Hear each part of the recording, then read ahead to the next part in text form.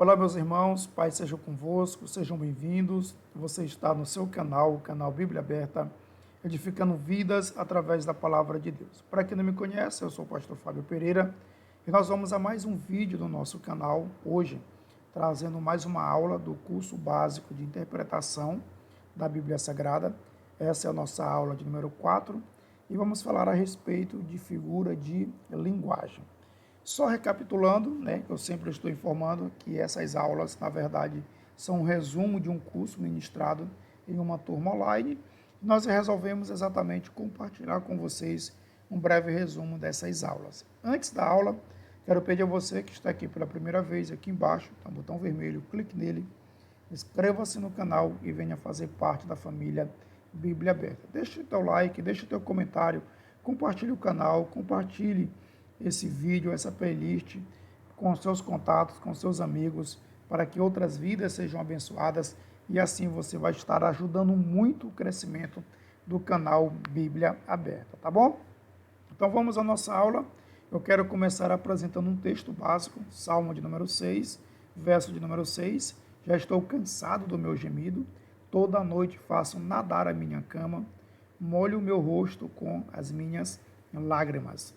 Meu querido irmão, olhando para esse texto, se você for pegar esse texto para interpretar, usando esse texto literalmente, nós teríamos algumas dificuldades. Por exemplo, o fato do salmista chorar tanto a ponto da sua cama nadar. Isso é literalmente impossível. Então já dá para ver que aqui nós temos uma figura de linguagem. É importante o estudante da Bíblia Sagrada saber disso, identificar essas figuras de linguagem, para que ele possa ter uma interpretação assertiva para a glória de Deus. Então, nós queremos trazer aqui a definição do que é figura de linguagem, assim, de uma forma bem simples, bem fácil, bem básica. Nós podemos dizer que uma figura de linguagem é simplesmente uma palavra ou uma frase usada fora do seu emprego ou sentido literal. Somente isso já é o suficiente para você saber o que é uma figura de linguagem. Simplesmente uma palavra ou uma frase usada fora do seu emprego ou sentido literal. Sabendo o que é uma figura de linguagem, eu quero aqui destacar dois pontos importantes, duas perguntas fundamentais que vão nortear essa aula. Primeira pergunta, qual a razão dos escritores terem usado figura de linguagem? Você já pensou nisso? Você sabia o motivo pela qual eles usaram? Então, nós estaremos apresentando aqui no mínimo 6 motivos para você ter uma noção. A outra pergunta é, como saber se uma expressão apresenta o sentido figurado ou literal? Essa é uma das perguntas que a gente recebe muito, onde os estudantes da Bíblia Sagrada querem saber como fazer para identificar quando um texto é figurado ou literal, tá bom? Então vamos lá, respondendo aqui a primeira pergunta, apresentando aqui os motivos pelas quais os escritores sagrados usaram figura de linguagem. A primeira é que a figura de linguagem acrescenta cor e vida. Isso é muito fácil quando você, por exemplo, lê o Salmo de número 18, verso de número 2, onde está escrito, o Senhor é minha rocha. Então observe aqui, nós temos a palavra rocha, que aqui é uma figura de linguagem.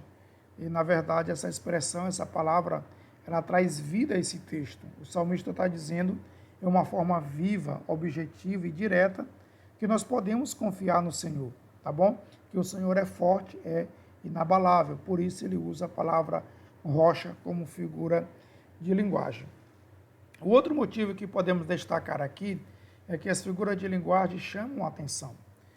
Olhe, por exemplo, Filipenses capítulo 3, verso de número 2, onde o escritor Paulo, ele usa a palavra cães para se referir aos falsos ensinadores, aos falsos mestres. Então isso, de uma certa forma, nos chama a atenção. Por isso ele usa a palavra cães, exatamente para identificar os falsos mestres. Outro motivo pela qual os escritores usaram figura de linguagem é que elas tornam os conceitos abstratos, mas concretos.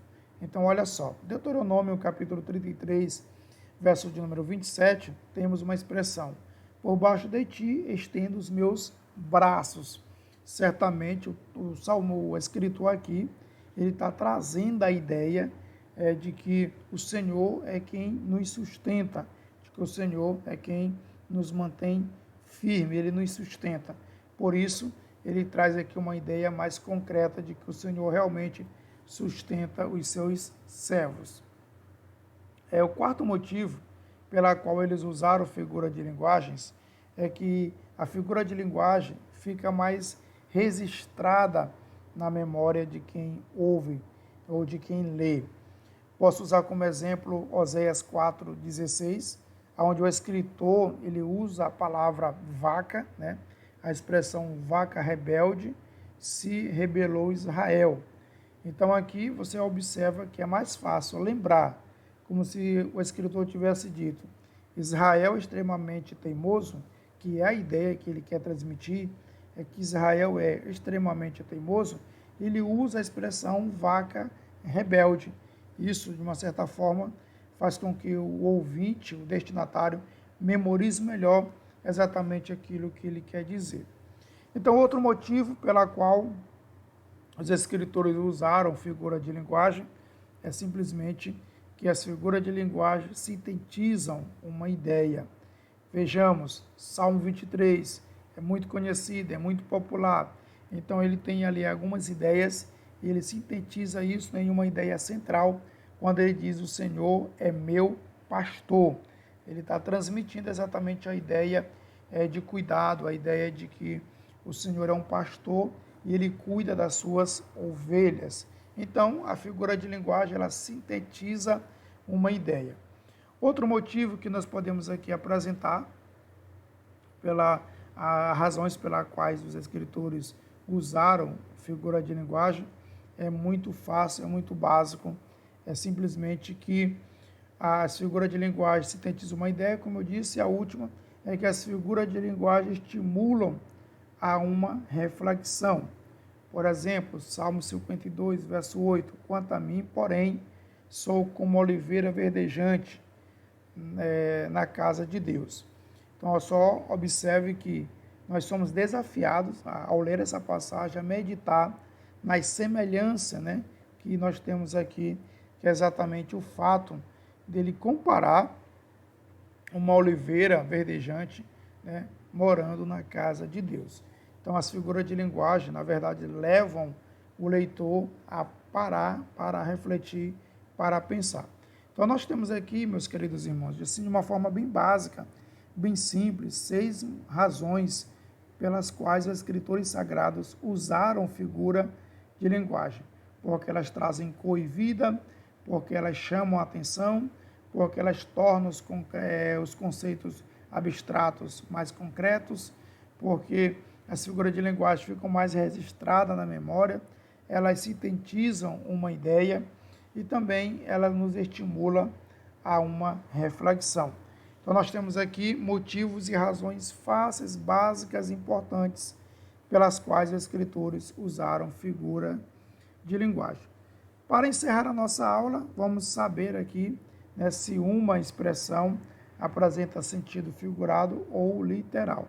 Isso aqui também é muito interessante, então vale a pena você se atentar. Primeiro, adote sempre o estilo literal das passagens, a menos que haja boas razões para não fazer. Então essa é a primeira razão, adote sempre o estilo literal. Você tentou fazer a leitura do texto, então você percebe que ali o sentido literal foge muito do padrão da lógica, então você já sabe exatamente de que esse texto, do que o texto se trata, se ele é literal ou se ele é figurado. Sempre comece, né, adotando o estilo literal das passagens. Segundo, se o sentido literal resulta numa impossibilidade, o sentido verdadeiro é figurado. Isso aqui é muito, muito bacana, muito interessante, porque se você tem um texto e aí o sentido literal desse texto ele resulta numa impossibilidade dessa realidade, então você já sabe que aqui é um texto figurado. Por exemplo, o Senhor disse para Jeremias que havia posto como coluna de ferro e por muros de bronze. Jeremias 1,18. Isso aqui literalmente é impossível. Então nós temos aqui de fato uma figura de linguagem. Terceiro, o sentido é figurado se o literal resulta num absurdo, ou no caso das árvores, como no caso das árvores batendo palmas, em Isaías 55:12. Então observe, você tem o texto bíblico, e aí o sentido figurado, né, desse texto, ou o sentido literal desse texto, o sentido figurado, você deve entender aí que se o sentido literal resulta em um absurdo, algo fora do normal, fora do comum, né? Por exemplo, nós temos aqui árvores batendo palmas, você sabe que isso é impossível, né? Eles não têm braços, não têm mãos para bater palmas, então você já sabe que aqui é impossível o sentido literal, então deve ser tomado o sentido figurado. Outra razão, adote o sentido figurado se o literal sugerir imoralidade. Então, se você tem um texto, tá bom? E o sentido figurado, né, desse texto, ou o sentido literal, né, desse texto, sugere imoralidade, então o sentido figurado, você já sabe que aqui nós temos um sentido figurado, porque o literal, ele traz a ideia de algo fora do comum. Então, tá bom? Eu posso citar exemplo aqui de João, capítulo 6, verso 53 a 58, né? Quando, na verdade, seria um ato de canibalismo, melhor dizendo, quando Jesus fala de comer a carne de Jesus e beber o seu próprio sangue. Então, Jesus não está falando isso no sentido literal, que as pessoas iam realmente comer a sua carne e beber o seu sangue. É claro que aqui fica evidente que está no sentido figurado. É muito fácil você perceber esses detalhes. Outra coisa importante, veja se a expressão figurada vem acompanhada de uma explicação literal. Isso aqui também é importante, tá bom? Então, por exemplo, a primeira carta de Paulo aos Tessalônicos, capítulo 4, verso 13 ao 15, né? Ali onde trata exatamente da questão do arrebatamento, você observa que o escritor ele faz uma referência aos que dormem, né?